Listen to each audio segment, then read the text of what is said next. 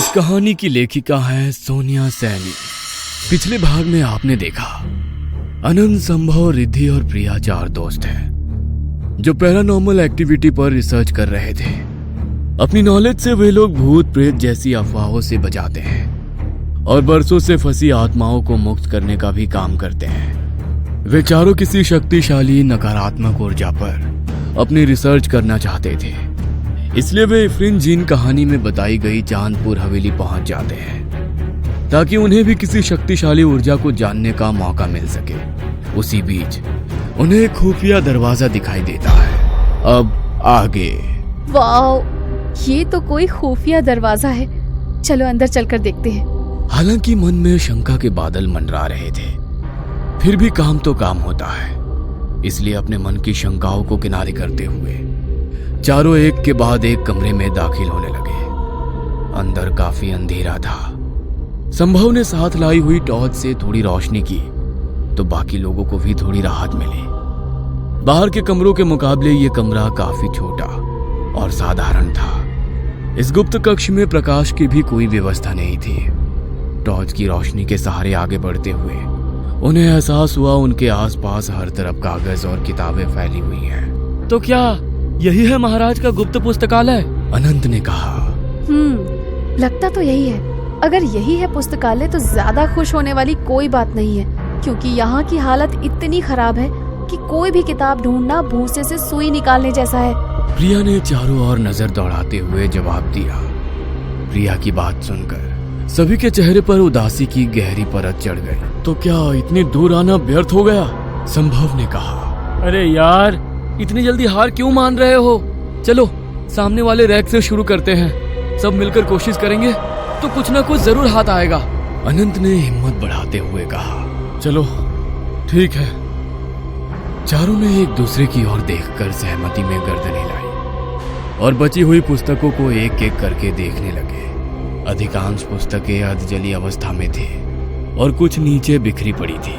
चिकित्सा, ज्योतिष और तंत्र मंत्र से संबंधित पुस्तकों को देखकर जान पड़ता था कि राजा की इन विषयों पर गहरी रुचि रही होगी या फिर वो बेहद अंधविश्वासी रहा होगा। काफी देर तक एक एक पन्ने को पलटने के बाद रिद्धि के हाथ एक किताब लगी। पहली नजर देखने पर यह तंत्र मंत्र संबंधित पुस्तक लगती थी। बाकी किताबों को घंटों तक छानने के पश्चात वे रिद्धि को मिली किताब लेकर ही वहां से लौटा। अगले दिन चारों प्रिया के घर पर बैठकर उस अधजली पुस्तक को पढ़ने का प्रयत्न कर रहे थे। पुस्तक की भाषा उर्दू थी और उन चारों में बस एक रिद्धि ही थी जिसे उर्दू का अच्छा ज्ञान था। रिद्धि ने किताब पढ़ना शुरू किया। वर्जित। एक पेज पर लिखा हुआ यह शीर्षक रिद्धि को बेहद अटपटा सा लगा। इस किताब पर चेतावनी लिखी हुई है, जिसका मतलब है कि इसे पढ़ना वर्जित है। अगर पढ़ना वर्जित है तो उसे लिखा ही क्यों गया होगा? तुम आगे पढ़ो ना। रिद्धि थोड़ा अटकते हुए आगे पढ़ने लगी। आगे कुछ पंक्तियां लिखी हुई थी जिसका अर्थ था, संसार में भिन्न भिन्न प्रकार की शक्ति उपस्थित है जिन्हें कभी भी अभिमंत्रित नहीं किया जाना चाहिए, क्योंकि उसमें से अधिकांश की प्रवृत्ति पैशाचिक है जिनके होने का अर्थ ही है विनाश। आगे कुछ विशेष मंत्र लिखे हुए हैं जिनको बोलना वर्जित माना गया है। किताब में कई जगह अलग अलग स्थानों पर लिखे मंत्र के सामने भी चेतावनी लिखी हुई है। मतलब इस किताब में किसी ऐसी शक्ति का जिक्र है जो बहुत शक्तिशाली है। अचानक ही रिद्धि की आंखों में चमक आ गई। जो हमने इतना खोजा आखिर मिल ही गया। पागल मत बनो। हर शक्ति को संभाल पाने का दम नहीं है इस मल्टीमीटर में। जिस मंत्रों के आवाहन के लिए खुद लेखक ने चेतावनी दी है, उस मंत्र को तुम आज 250 साल बाद बोलना चाहती हो। 250 साल पहले मना किया गया कार्य आज के युग में क्यों दोहराना? संभव ने कहा। मैं इन सबसे बाहर हूँ, तुम लोग अपना सोच लो। संभव कमरे से बाहर निकल आया था। अब प्रिया के चेहरे के भाव भी बदल रहे थे। संभव ठीक ही कह रहा है, शायद हमें इन सबसे नहीं उलझना चाहिए। प्रिया ने भी अपना मत रख दिया। अच्छा चलो ठीक है, नहीं करते हैं ये सब। तुम लोग बताओ कैसा लगा चांदपुर? रिद्धि ने किताब बंद करके बात बदलते हुए कहा। पक्का? हाँ बाबा पक्का। रिद्धि ने जवाब दिया। रिद्धि के आश्वासन के बाद सबने चैन की सांस ली। धीरे धीरे बातों का रुख बदलने लगा और कुछ देर के हंसी मजाक के बाद सभी अपने अपने घर को लौट गए। आधी रात को रिद्धि के मन में फिर से उस पुस्तक को पढ़ने का ख्याल कौंधा। वैसे भी कहते हैं ना, जिज्ञासा ही विनाश और आविष्कार की जननी होती है। रिद्धि के मन में जिज्ञासा पैदा हो चुकी थी। उसके समाधान के बिना उसको चैन नहीं मिलने वाला था। बिस्तर से उठकर उसने वापस वही पन्ना खोल लिया। अपनी जिज्ञासा शांत करने के लिए रिद्धि ने उन मंत्रों का बारंबार उच्चारण शुरू कर दिया। काफी देर तक मंत्रोच्चार के बाद भी जब कोई हलचल महसूस नहीं हुई तो रिद्धि थोड़ी निराश हो गई।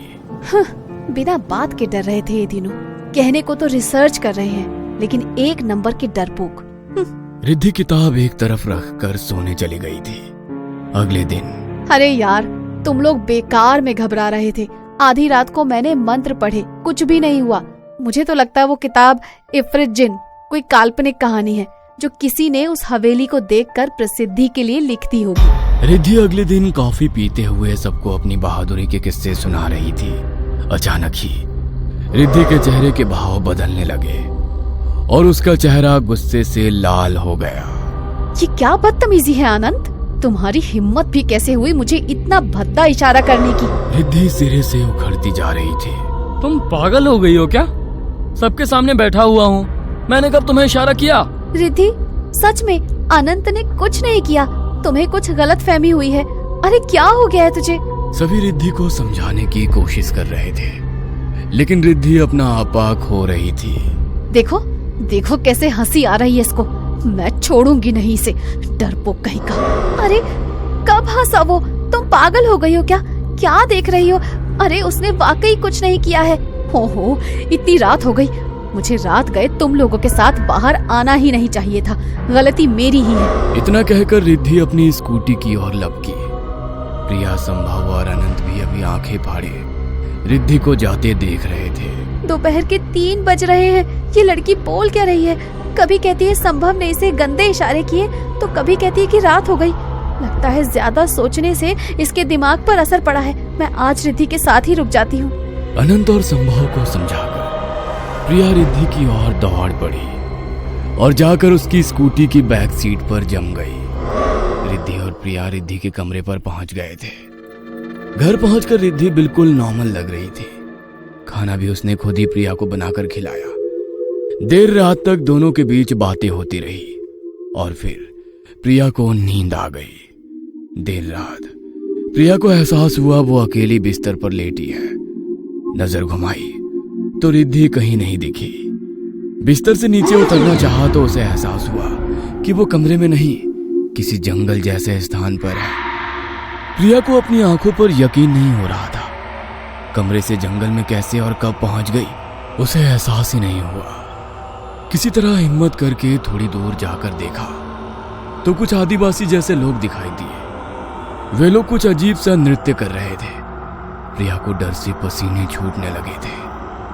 जैसे ही वो उन आदिवासियों के नजदीक पहुंची, वहां कोई भी व्यक्ति नहीं दिखाई दिया। सिर्फ कुछ भयानक मूर्तियां वहां रखी दिखाई पड़ी। सभी मूर्तियों की आंखें ऐसे फटी थी जैसे अभी उन मूर्तियों में से कोई बाहर निकल आएगा। प्रिया का सर चकराने लगा था। कभी कमरा, कभी जंगल, कभी आदिवासी, कभी मूर्तियां। ये सब क्या हो रहा है उसके साथ? उसे अपने आसपास सब कुछ घूमता सा प्रतीत होने लगा था। अचानक उसे अपने कानों में एक आवाज सुनाई दी, मुझे बलि चाहिए।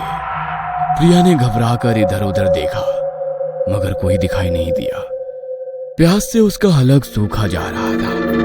सर पकड़कर वो नीचे बैठ गई। अचानक उसकी नजर पेड़ से उल्टा लटकी हुई रिद्धि पर पड़ी। रिद्धि के लंबे बाल हवा में लटक रहे थे, आंखें बाहर की ओर लटकी थी और चेहरे पर खून लगा हुआ था। रिद्धि को इस तरह से देखकर उसकी चीख निकल गई। एक झटके से वो उठ बैठी। उसने महसूस किया कि वो जंगल में नहीं बल्कि रिद्धि के कमरे में है और शायद वो एक सपना देख रही थी। लेकिन सचमुच वो पसीने से तरबतर थी और उसके कपड़ों में मिट्टी और पत्ते चिपके हुए थे। प्रिया की अभी तक डर से कपकपी छूट रही थी। घबराकर वो लगातार चारों ओर देख रही थी। उसने ध्यान से देखा तो पाया कि मकान की छत पर एक चेहरानुमा आकृति बनी हुई है। ऐसा लग रहा था कोई छत के अंदर से झांक कर उसे ही देख रहा हो। इतने सारे घरों को भूतिया शक्ति से छुटकारा दिलाने वाली लड़की, जिसने अनेकों डरावनी घटना देखी थी, वो भी दहशत जिंदा हो गई थी। उसे महसूस हो रहा था कि उसका दिमाग जो देख रहा है वो सब भ्रम है, एक छलावा है। किंतु ये कैसा भ्रम जाल था जिसमें वो उलझती जा रही थी। छत पर उभरी आकृति से डरकर वह बिस्तर से उतरी और कमरे का दरवाजा खोलते ही उसने खुद को फिर से उसी सुनसान जंगल में पाया। प्रिया पागलों की तरह यहां से वहां दौड़ रही थी, लेकिन जैसे उस जंगल का कोई अंत ही नहीं था। भागते भागते वह थक गई थी। थक कर बैठते ही उसने अपनी आंखें बंद की और अगले ही पल खुद को वापस कमरे में पाया। बार बार यही क्रम चल रहा था। वह बाहर निकलने की कोशिश करती तो खुद को जंगल में पाती और थक कर बैठती तो वापस कमरे में पहुंच जाती। अचानक फिर से एक डरावनी ध्वनि सुनाई पड़ी। यहाँ से निकलना चाहती हो तो बलि देनी होगी। किसकी बलि? कैसी बलि? कौन है यहाँ? मुझसे क्या चाहते हो? जाने दो मुझे, प्लीज जाने दो मुझे। वह चीखते हुए लगभग अपनी चेतना खोने को थी। तभी रिद्धि कमरे के अंदर आती है। बिखरे बाल, होठों से बेतरतीब बिखरी लाली। ऐसा लगता था जैसे होठों पर खून लगा हो। हमेशा काजल से सजी रहने वाली उसकी आंखें किसी शिकारी जानवर की तरह लाल दिखाई पड़ रही थी। एक हाथ से प्रिया को उठाकर जमीन पर पटकते हुए उसने कहा, अगर अपनी जान बचाना चाहती हो तो रिद्धि की बलि देनी होगी, वरना ये मरेगी ही, तू भी नहीं बचेगी। देखो तुम कौन हो? तुम्हारी आत्मा क्यों भटक रही है? कोई अतृप्त इच्छा है तो मुझे बताओ, मैं तुम्हारी मदद करूंगी। मुझे अपना दोस्त समझो, दुश्मन नहीं हूं मैं। प्रिया ने खुद को संभालते हुए एक प्रयास किया। तुझे लगता है मैं कोई आत्मा हूँ? तू मेरी मदद करेगी? ना मेरे पास कोई शरीर था ना आत्मा, और जब शरीर ही नहीं तो इच्छाएं कहाँ से होंगी? अतृप्त आत्मा। तू मुझे तृप्त करेगी कैसे? मैं इस लोक का नहीं जो मुझे यहाँ की वस्तु से तृप्ति मिल जाए। ना मेरे पास शरीर है, ना आकार, ना रंग, ना रूप। प्रिया सहमी हुई थी। आंखों से आंसू भी बहते बहते सूख चुके थे। अपने ही दोस्त की बलि कैसे दे दूं, सोचकर ही उसे सिहरन हो रही थी।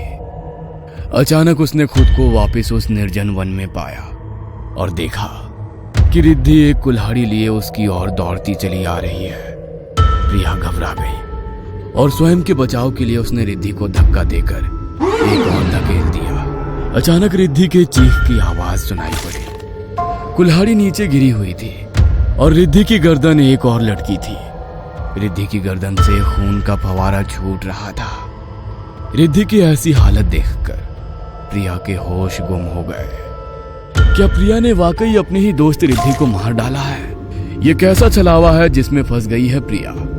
क्या सब कुछ सामान्य हो जाएगा या फिर अभी ये भूल भलैया और भी गहराएगी? जानने के लिए कहानी का अगला भाग जरूर देखें।